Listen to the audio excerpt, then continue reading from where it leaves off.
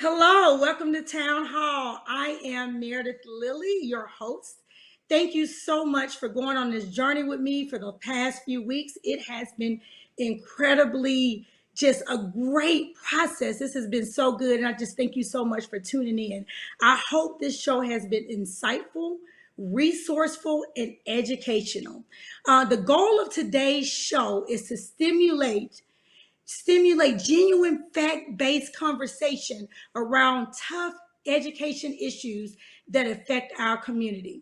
I have a great lineup for you today. I am so excited for everyone that's on the show today, and I can't wait till you meet them all. We have Dr. Autumn Jeter, Superintendent of Bessemer City Schools, Alabama.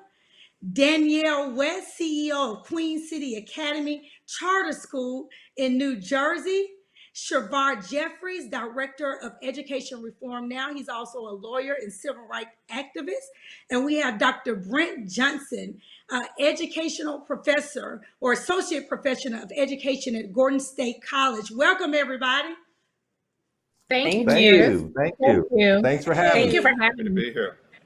Yes, absolutely. Thank you all so much for being on. And we have a great show lined up. So I just kind of want to just jump in so we can get all the questions that have been asked to us through this network out to the community as much as we get many questions answered to the community as we can today. So we're going to start off with you, Shavar Jeffries. You're the Director of Education Reform Now, which you can give us a little background on.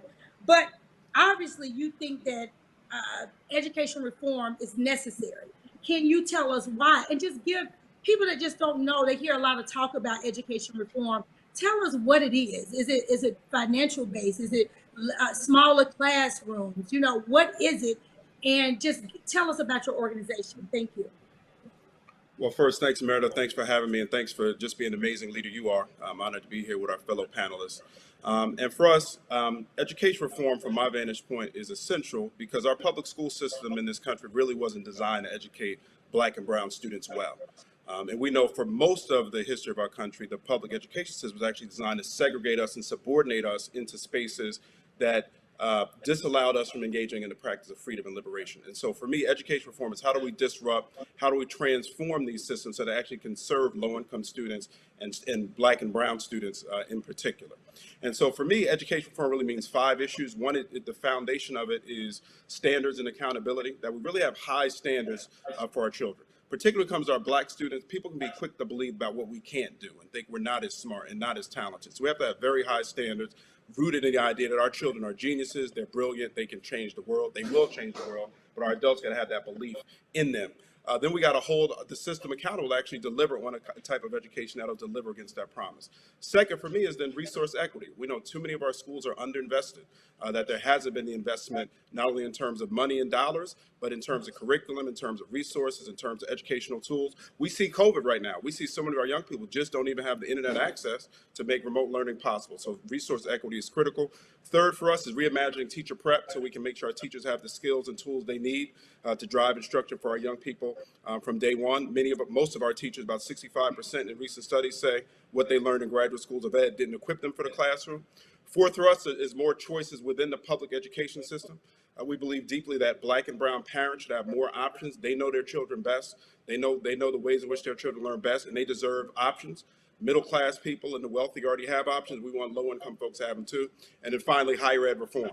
We need reform in terms of access. We have too many colleges that have legacy preferences, fundraising preferences, the way they use early decision that make it harder for qualified students of color to access. We have colleges that are not affordable, so we got to have more investments so that college is affordable for our young people. Then we have to hold our colleges accountable too. We have some colleges that are basically dropout factories where less than 25% of people graduate, so we got to hold them accountable as we make more investments. We got to see those numbers go up in terms of completion as well. Wow, thank you. You hit on something, resource equity. And I think I want to go to Danielle and Dr. Jeter about this. What is going on during COVID right now? How is it hard? I mean, I know it's so many issues going on right now in your school systems. Danielle, can you hit on resource equity first, and then I'll go over to Dr. Jeter? It definitely is a challenging time. Many state budgets have been impacted. So we have seen the effects of COVID directly on our schools. However, it is a time of opportunity, I always say as well. I think it's a great time to rethink how we were doing things. So in terms of resource equity, we noticed very early on as our small charter school, as well as the charter school network or networks here in New Jersey, we've been able to see that early April, the end of October, we were able to really hit the ground running a lot different than some of the traditional public schools were in terms of making sure our scholars were equipped with devices as well as internet access. So while some districts were still up and not running come September, all of our scholars pretty much we had made sure they either had a hotspot and they definitely had a device. And if they did not have that accessibility at home, we were equipping families with that because we realized that this remote instruction, it was not going to work through just handing someone a packet and saying, complete this packet, right? We still needed to engage with families and scholars. And we did that by making sure that they had the accessibility needed to be able to communicate with them because many of our families were just not online yet. They weren't up and running. And so when we think about resource equity, I think a big piece of that and that we need to start having a conversation around is how do we make sure in the 21st century that all families have accessibility to the internet? You know, it's almost as though that needs to be a public utility today. We can no longer expect our children to be able to compete with students around the globe when they don't have access to those students and to those information highways that they need through the internet. Dr. Jeter? Yes, I'll jump in there as well. Thank you for having me and welcome and hello to all of my colleagues on the call. And I work in a traditional public school setting. I always have, which I love and adore and promote. But as it relates to the resource equity, COVID, when it hit for us here in Alabama, March 13th was the date that we all dismissed from school for the most part in this area.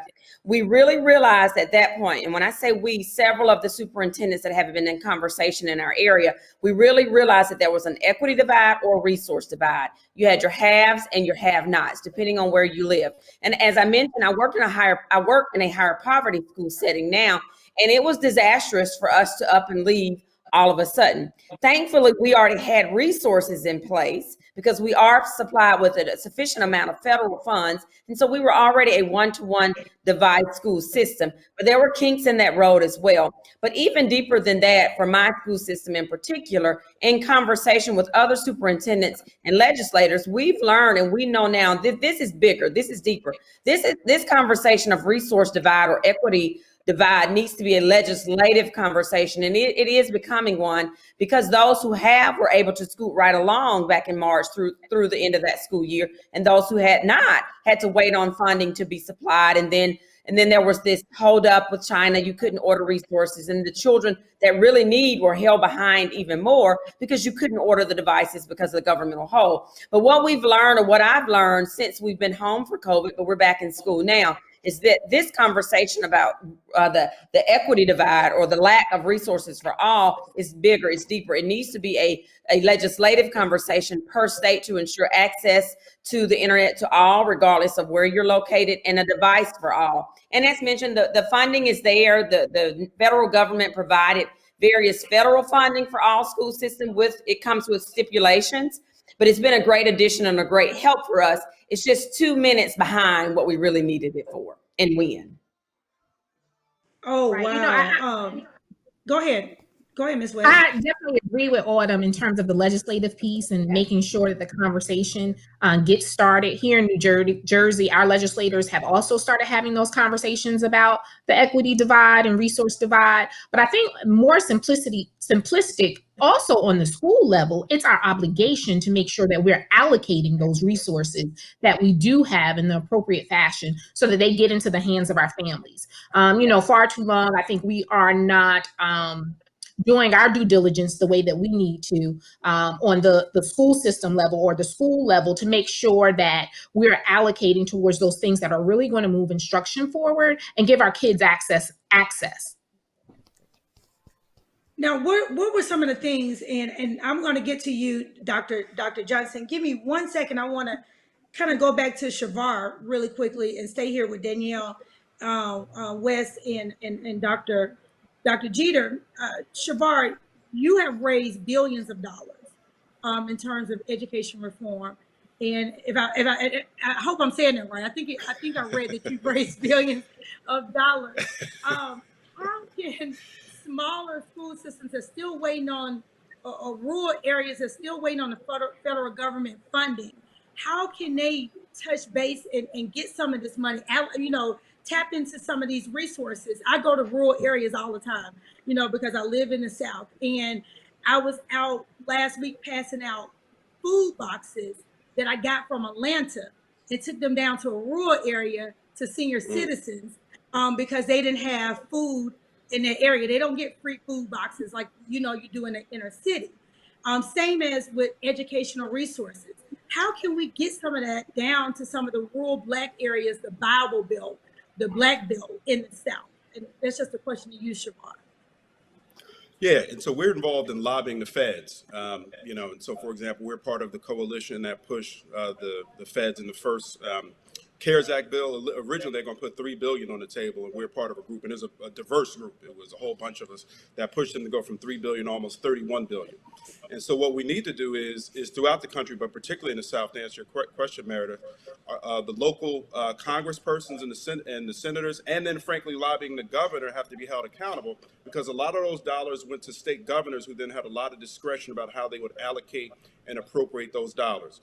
And we know that oftentimes in all parts of the country, and in the South as well, that if we don't have the right representation at the state level, they'll allocate those dollars to white communities, to middle income communities, to wealthy communities, and we'll get the scraps. And so that's where we have to be organized at the local level.